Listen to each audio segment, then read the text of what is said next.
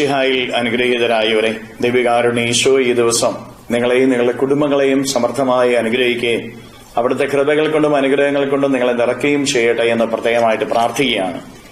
വിശുദ്ധ മത്തായിയുടെ സുവിശേഷത്തിന്റെ 23-ാമത്തെ അധ്യായത്തിന്റെ 12-ാമത് തിരുവചനത്തിലൂടെ ഈശോ പഠിപ്പിക്കുകയാണ്, തന്നെ തന്നെ ഉയർത്തുന്നവൻ താഴ്ത്തപ്പെടും, തന്നെ തന്നെ താഴ്ത്തുന്നവൻ ഉയർത്തപ്പെടുകയും ചെയ്യും.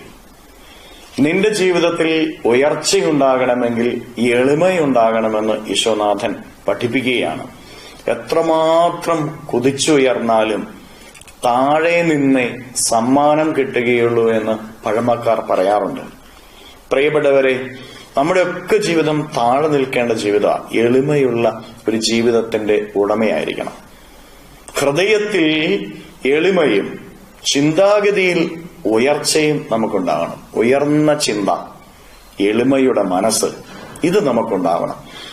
ദൈവം അനുഗ്രഹിക്കുന്നത് ഇങ്ങനെയുള്ളവരെയാണ്. എളിമയോടെ ദൈവസന്നിധിയിൽ നിന്നാല് പ്രിയപ്പെട്ടവരെ, അവരുടെ ജീവിതത്തെ ദൈവം അനുഗ്രഹിക്കും. ദൈവത്തിന്റെ ശക്തമായ കരങ്ങൾക്ക് കീഴെ താഴ്മയോടെ നിൽക്കുമെന്ന് വചനം നമ്മളെ പഠിപ്പിക്കുന്നില്ലേ? താഴ്മയോടെ ദൈവത്തിന്റെ ശക്തമായ കരങ്ങൾക്ക് കീഴെ നമ്മൾ നിൽക്കണം. ഞാനല്ല ശക്തൻ, എനിക്ക് ശക്തിയില്ല, ദൈവത്തിന്റെ കരത്തിനാണ് ശക്തി എന്ന് നമ്മൾ വിശ്വസിക്കണം. പ്രിയപ്പെട്ടവരെ, അഹങ്കാരമുണ്ട് എങ്കിൽ, എന്നിൽ തന്നെ ആശ്രയിച്ച് ജീവിക്കുന്ന ഒരു വ്യക്തിയാണ് ഞാനെങ്കിൽ, അഹങ്കാരം വെടിയുക, സ്വന്തമായ ആശ്രയം വിടുക, ദൈവത്തെ ആശ്രയിക്കുക, എളിമയോടെ ജീവിക്കുക.